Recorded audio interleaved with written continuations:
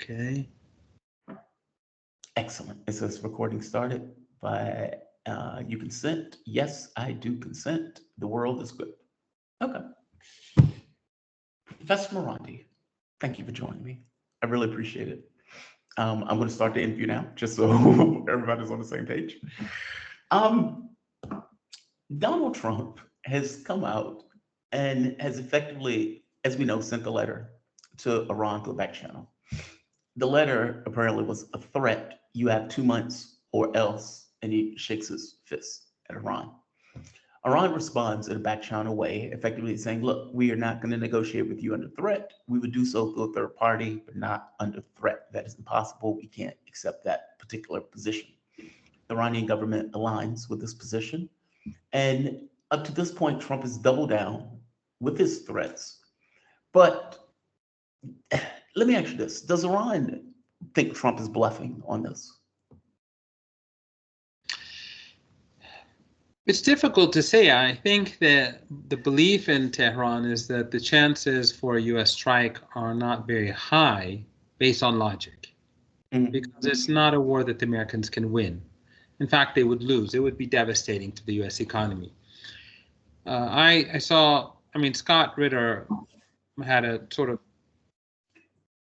Twitter exchange with me on this issue, and he was saying, well, the United States is self-sufficient in energy. And I said, well, if the prices go through the roof, if energy prices go through the roof, those owners of the oil in the oil industry, they may get rich, but consumers, which are 99.9% of the people, they are the ones who are going to get badly beaten. So if the price of oil, let's say, goes up to $500 a liter, or let's say, sorry, a barrel, that would be 6-7 times more than what it is now. And you can imagine what the price would be at for electricity, for cars, for trucks, for everything, for energy in general. And that would bring down the U.S. economy. It would destroy the U.S. economy. It would destroy the world economy. And then you would see mass movement across the globe. Far, far greater than what we're seeing today. So logically speaking, and I'll try to keep it short, logically speaking, the Iranians believe that the Americans won't carry out an attack. However, the Iranian experience with the United States for the last 44 years has been dealing with a very irrational actor that is very arrogant, which sees itself as exceptionalist and above the law, and also believes in this myth of the United States being capable of doing literally anything. So they're preparing for the worst. And my understanding is that the military is being heavily funded to get things done and to prepare itself for a possible U.S. act of aggression.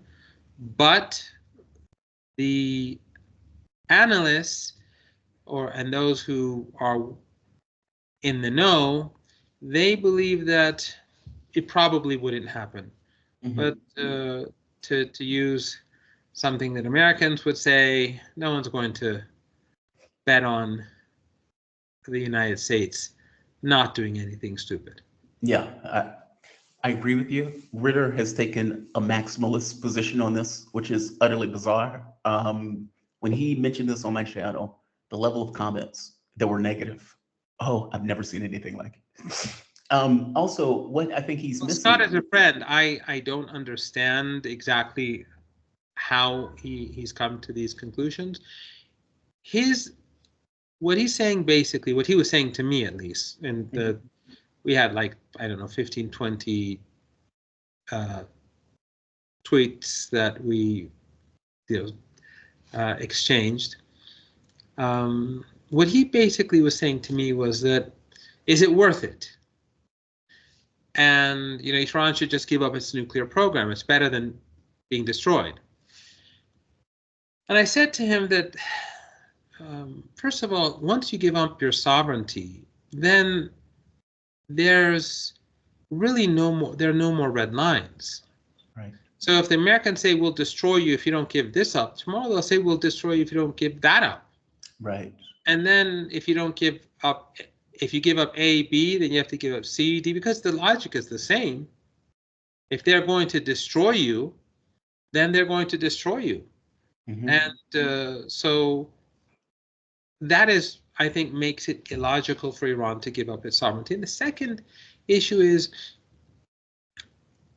Iran is a Muslim society, and it's predominantly Shia. And in Shia ideology, humility is, or humiliation is, not humility, humiliation is completely unacceptable. There's a very famous story of the grandson of the Prophet who was murdered by the despot of that day in Karbala, along with his companions. And one of the things that he said was "Hayhat min dhillah," and that is like never to humiliation. And that is something that is like is in Iranian ceremonies, religious ceremonies, especially during the anniversary of his martyrdom, which is something that you see across Iran. You see processions across the country, religious, secular, towns, villages, rich, poor.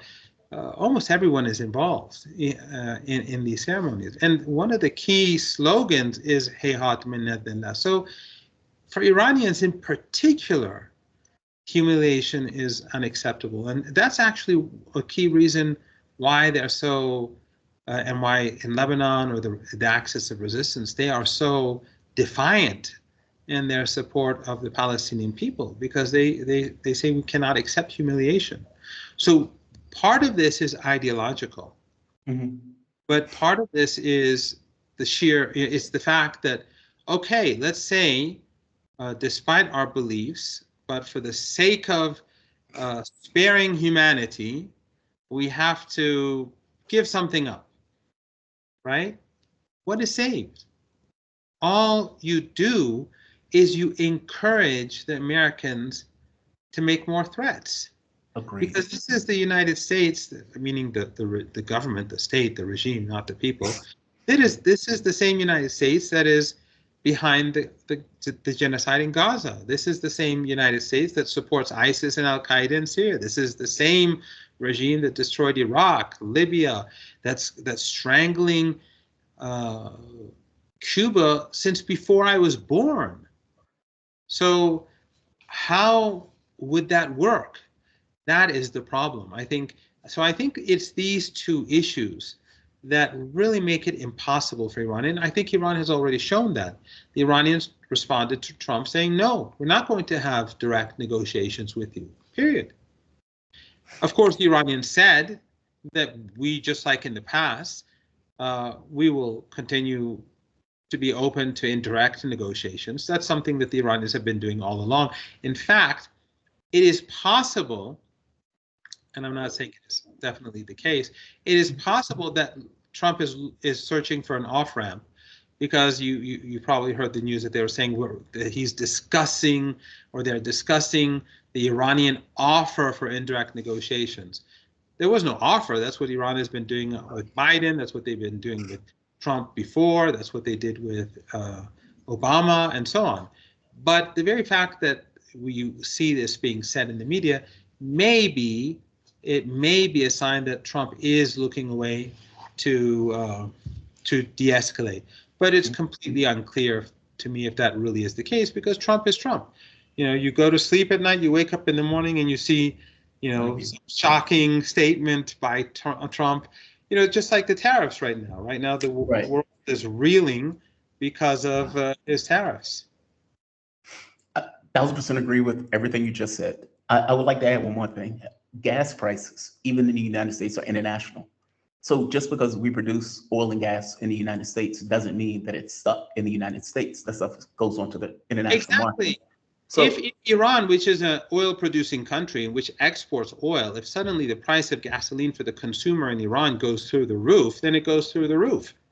The government may make money, but I still have to pay 10 times more than what I was paying before, and it will shut down factories, it will shut down businesses, it will end life as we know it today, especially at a time when the United States has begun a trade war, and at a time when the United States is fighting another war in Ukraine, because as we all, I think, predicted, or as many of us predicted, the war in Ukraine didn't come to an end, and it continues. And from the way it looks, it's going to continue for quite a while yet. So the United States is escalating across the globe, and across the board.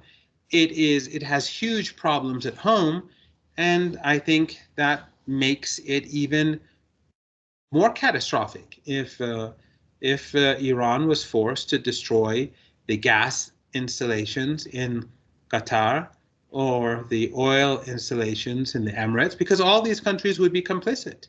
All these tiny regimes, they host American bases, and those bases are key to any U.S. aggression. It's not just their airspace, because there are some reports that the Saudis and the Kuwaitis and they've been saying to the Americans, you can't use our airspace. They're using your territory. Their radar systems are being used. Their drones are flying across right beside Iranian territory to seek weaknesses in Iran's air defense systems and to figure out Iran's capabilities.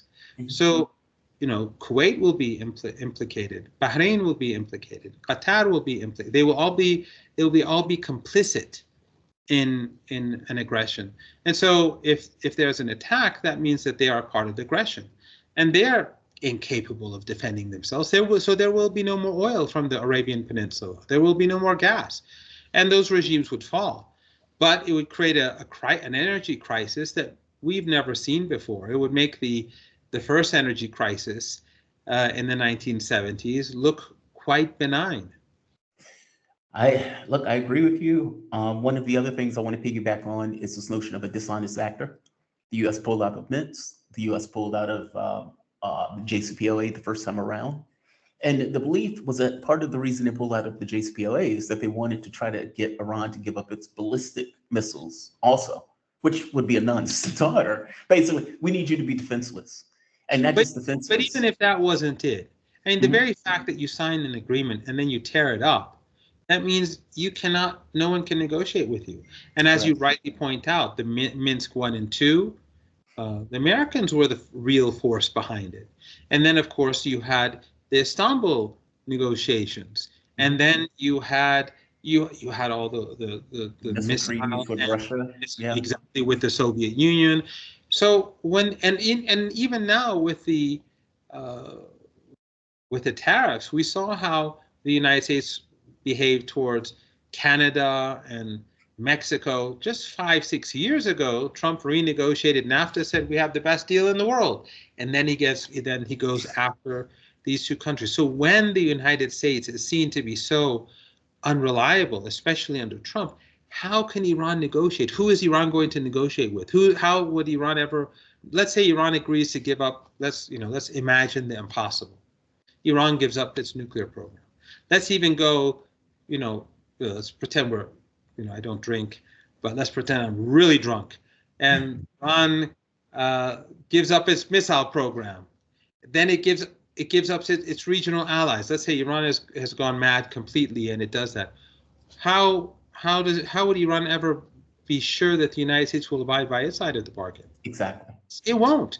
First of all, the Americans won't abide by their side of the bargain. But there's no way that Iran could be sure that they will, because at the end of the day, in negotiations, even if you don't trust each other, you have to have a minimal amount of trust, because you have to be somewhat confident that the other side is going to do something. Otherwise, there's no reason to talk.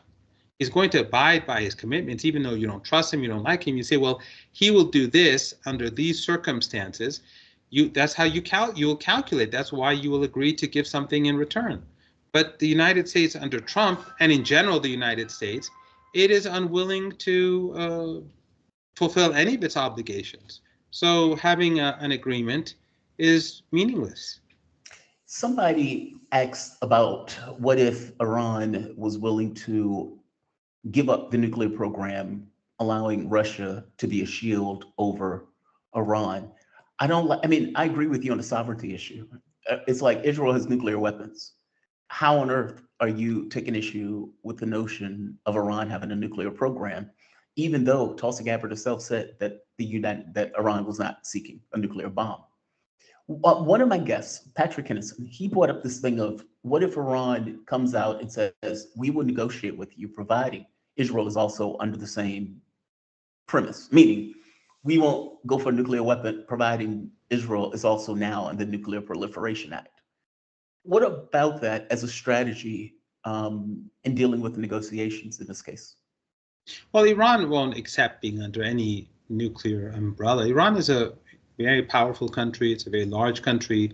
It's a fiercely independent country. It's like no other. Mm-hmm. If you look across the world, except for the three major powers, Russia, China, and the United States, there's really no country like Iran. It is, the revolution has made it very very sensitive about sovereignty. Right. Decisions are always going to be made in Tehran. Iran will have has excellent relations with Russia. It has excellent relations with China. It has excellent relations with all countries that want to have excellent relations with Iran. Iran's problem with the United States and Europe does not come from Iran. It was not the Iranians that carried out a coup. It was the United States. It wasn't the Iranians that carried out the coup. It was the British that carried out the coup. It wasn't the Iranians who were governing London and Washington. It was the other way around. But with regards to the Israeli issue, without a doubt that for Iran, one of the things that must happen is that the Israeli regime must give up nuclear weapons. That's just one step, because ultimately Iran does not accept an ethno-supremacist regime in Palestine. This was one of the key, the grievances that the revolutionaries had before the revolution had to do with the economy, had to do with social injustice, it had to do with corruption, it had to do with the corrupt royal family, but it also had to do with three key foreign policy issues. One was the fact that Iran was a client regime, and that was unacceptable. The second was apartheid in South and Southern Africa, because it wasn't just South Africa, it was also back then Rhodesia and so on.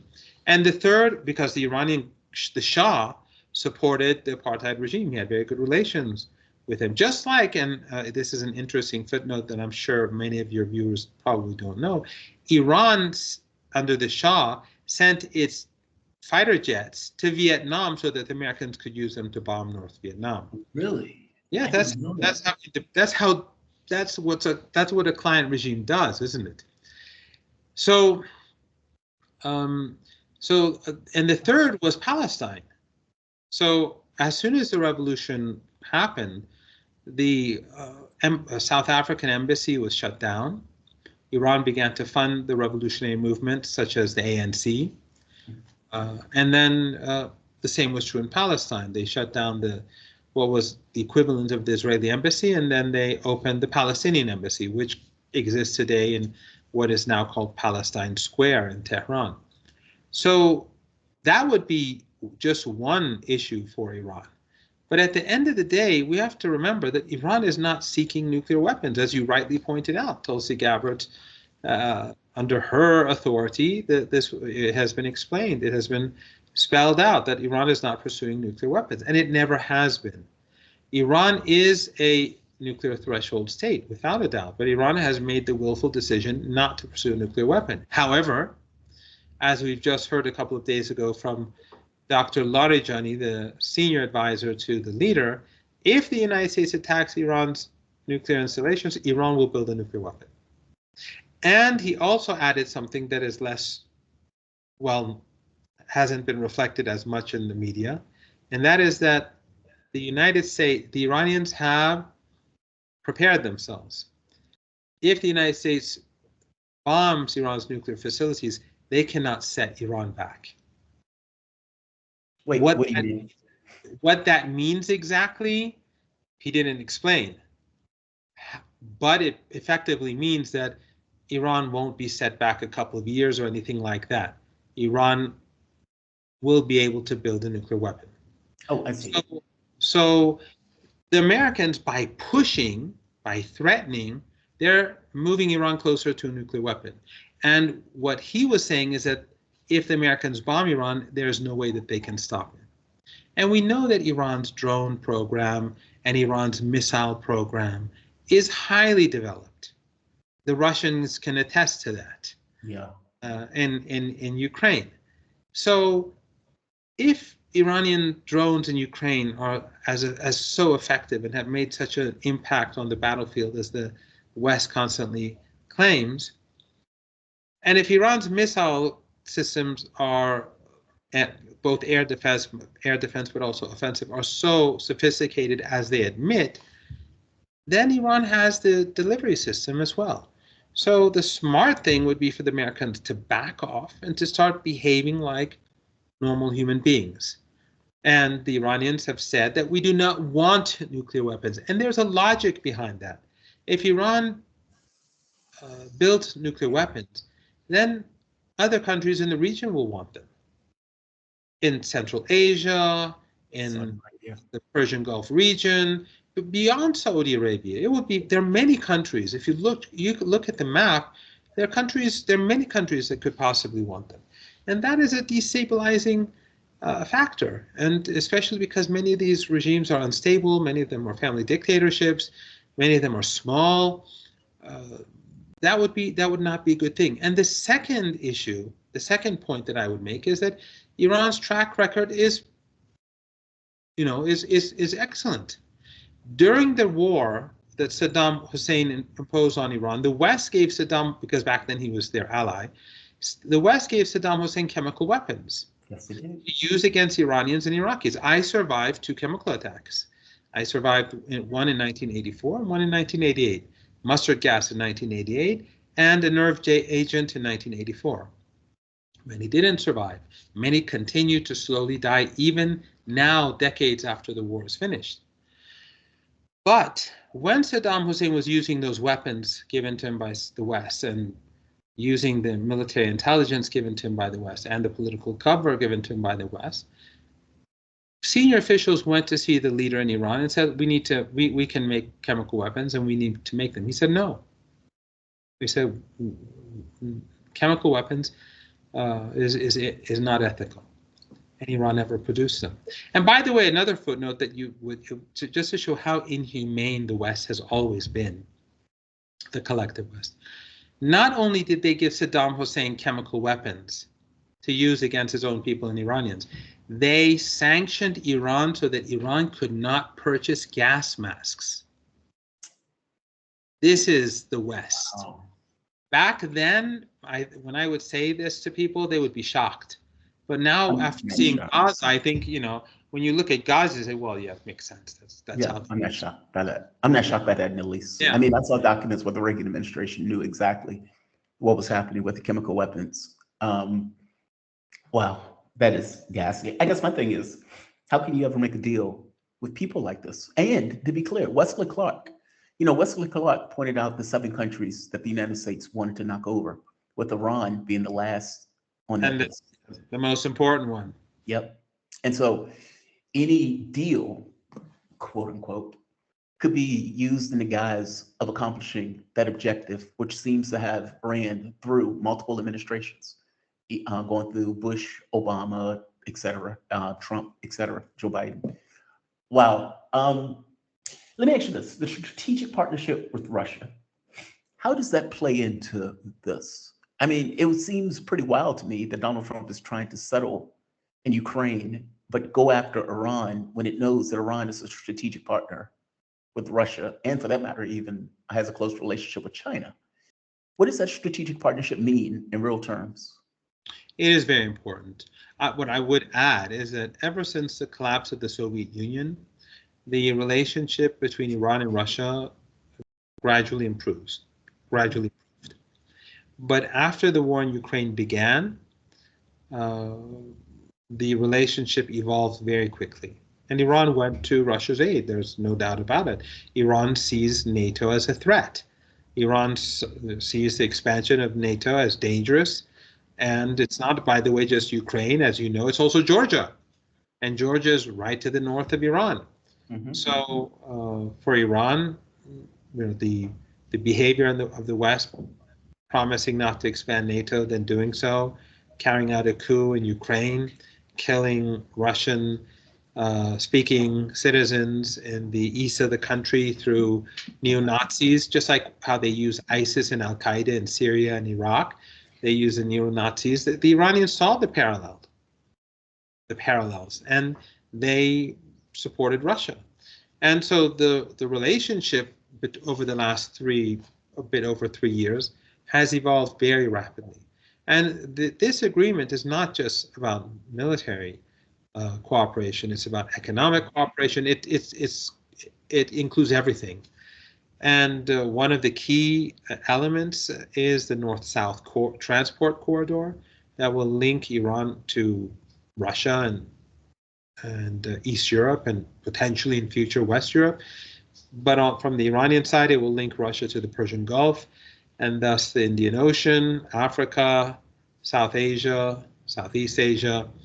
And so the relationship today has grown rapidly, and it has enormous potential, especially the North-South corridor, and the fact that there's talk of Russia having Iran become its hub for energy and grain as a result of the North-South corridor being expanded. So the Americans have basically drawn Iran, Russia, China together. Now through the trade war, I think they're doing a lot more than just Iran, Russia, and China, because you've been following this as well as I, and you know the implications. When the Japanese and the Koreans and the Chinese are talking together about coordinating their efforts, I mean, these countries have big problems with one another.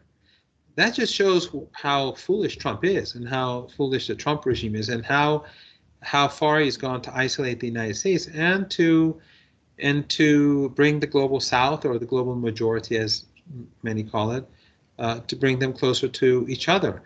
So the Iranian-Russian relationship and the Iranian-Chinese relationship and the Russian-Chinese relationship, which is very important, everyone has the United States to thank for. Yeah, they've drawn the world together against it. I mean, at this point, he's doing a trade war against the entire world. It's just astonishing. I'm curious on this thing of one of the things that Ritter mentioned that I fundamentally disagree with, but whatever, I'll pose it anyway. His argument was the US would use nukes on Iran.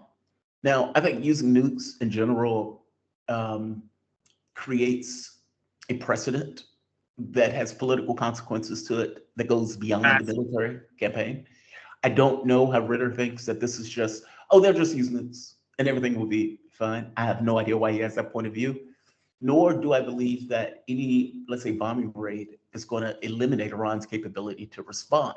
I do not know why he thinks this, but this is what he is saying. Give me the political ramifications of using nukes, and would using nukes be enough to diminish Iran's capability to respond? Well, first of all, using a nuclear weapon would have global implications, and it would isolate the United States and its supporters across the world in a way in which we've never seen before. Agreed. And look, the trade war is already having a huge impact. Imagine the world seeing them using nuclear weapons, slaughtering a nation after what they've done to the Palestinian people. By the way, unprovoked. And unprovoked, absolutely. And it also would, it would also, the irony is that the United States, presents Iran as some sort of threat, yet it's willing to destroy 90 million people. The very fact that Scott says this shows that basically Scott is saying that the United States is so immoral. The regime in Washington is so immoral that he can envisage them doing that. And I think that's an important element in itself. However, the implications for the United States would be huge. Second of all, Iran's missile and more importantly, its drone cities, they are all over the country. There are hundreds of them, and they're deep underground. They are not, the Americans can't stop them. Iran would, they would not just crush Israel, they will crush all those countries that host US bases in the Persian Gulf region within, I would say within a couple of days, a couple of fall. These regimes would collapse. Persian Gulf will collapse. So you use a nuclear weapon, but these drone and missile cities will just keep firing away and destroying everything. And the technology that Iran has, well, just ask the Russians, just ask them, how well Iranian drones function. But the final point goes back to what you and I were discussing earlier. Based on that logic, then Iran really has to give up everything. They have to give the keys to Tehran to Trump, because if he's going to nuke the country, he can nuke the country whenever he wants. Even if Iran gives up its nuclear program, its missile program, its friends and allies, then what? Do you think Trump is going to say, well, you have to give up this province, or you have to give up that too, or you have to do this, or you have to submit to us in this, or you have to give us all of your underground resources, like he told the Ukrainians to do. Zelensky, yeah. Exactly. So where do you stop? Iran is not, Ayatollah Khamenei is not Erdogan. Right. He is not Mohammed bin Salman. He's not Sisi. He's not Zelensky. He's not. He's very smart. He's very patient, but he is not going to allow, and nor are his supporters, and nor the overwhelming, the overwhelming majority of Iranians, are they going to allow this country's sovereignty to be taken away from it. And the United States under Trump, the United States in general, simply cannot be trusted. This is under Biden and Trump, they're carrying out a genocide. They're carrying out a Holocaust. That makes them as dangerous as Hitler and Saddam Hussein, if not worse, because they're more hypocritical. Mm-hmm. So you cannot appease them, and you cannot trust them, and you have to be prepared to defend yourself against them. Agreed. One last question before I let you go. What would they be willing to negotiate? I mean, they did the first JCPOA. Trump, ironically, got rid of it, and now he's begging to negotiate again. What would Iran be willing to give for what? I mean, the last JCPOA was about a lot of sanction relief that the U.S. effectively violated as soon as it was implemented. But what would they be willing to trade in this case? I don't know, but Iran won't accept anything like the JCPOA again. Yeah. In the JCPOA, Iran gave a lot of concessions with regards to its nuclear program, far too many, and Iran got very little in return. Mm-hmm. I think that if the Iranians were to negotiate a deal, they will, without a doubt, not accept the nuclear program to go back to where it was back then. That's just, Iran has made too many sacrifices. The Americans have imposed maximum pressure sanctions, causing huge damage to the economy. Will the Americans reverse that? If they do, then they can talk about reversing Iran's nuclear gains. But Iran made those gains because the United States tore up the deal and imposed sanctions, and Iran began to develop its peaceful nuclear program, and it's now one of the 9 or 10 most advanced countries in nuclear energy. Mm-hmm. So that will have to change. The second is Iran won't accept American promises anymore. In 2015, we made the mistake of signing a deal, and we carried out all of our commitments, and the Americans didn't. And so when the Americans didn't, we kept asking them nicely to implement the deal, and they just dragged their feet. That's not something that will happen again. Yeah. If there's any deal 5 years down the road, if ever, 4 years down the road, if ever, there's going to have to be verification. And The Americans are going to have to do a lot more than they were supposed to do last time, and Iran is going to give a lot less than they did last time because the world has changed and Iran has learned its lesson not to trust the United States. I think a lot of countries have learned that lesson, frankly. Absolutely. Yeah, they talk about poisoning the well. That's an understatement. Professor Mohammed Marandi, he is professor of English literature and Orientalism at the University of Tehran. Good friend of the show.